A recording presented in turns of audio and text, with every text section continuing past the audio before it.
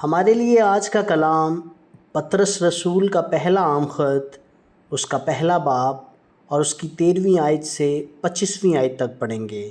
خداوند کے کلام میں یوں مرقوم ہے: اس واسطے اپنی عقل کی کمر باندھ کر اور ہوشیار ہو کر اس فضل کی کامل امید رکھو جو یسوع مسیح کے ظہور کے وقت تم پر ہونے والا ہے، اور فرما بردار فرزند ہو کر اپنی جہالت کے زمانہ کی پرانی خواہشوں کے تابع نہ بنو، بلکہ جس طرح تمہارا بلانے والا پاک ہے اسی طرح تم بھی اپنے سارے چال چلن میں پاک بنو، کیونکہ لکھا ہے کہ پاک ہو اس لیے کہ میں پاک ہوں۔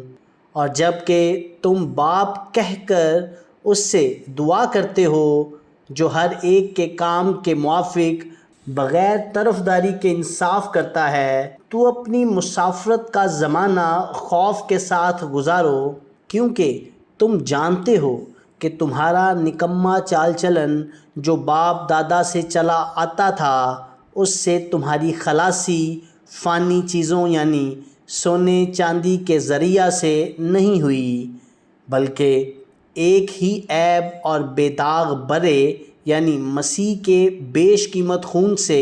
اس کا علم تو بنی عالم سے بیشتر سے تھا، مگر ظہور اخیر زمانہ میں تمہاری خاطر ہوا کہ اس کے وسیلہ سے خدا پر ایمان لائے ہو، جس نے اس کو مردوں میں سے جلایا اور جلال بخشا، تاکہ تمہارا ایمان اور امید خدا پر ہو، چونکہ تم نے حق کی تابع داری سے اپنے دلوں کو پاک کیا ہے، جس سے بھائیوں کی بے ریا محبت پیدا ہوئی۔ اس لیے دل و جان سے آپس میں بہت محبت رکھو، کیونکہ تم فانی تخم سے نہیں بلکہ غیر فانی سے خدا کے کلام کے وسیلہ سے جو زندہ اور قائم ہے نئے سرے سے پیدا ہوئے ہو۔ چنانچہ گھاس کی مانند ہے، اس کی ساری شان و شوکت گھاس کے پھول کی مانند، تو سوکھ جاتی ہے اور پھول گر جاتا ہے، لیکن خداوند کا کلام اب تک قائم رہے گا۔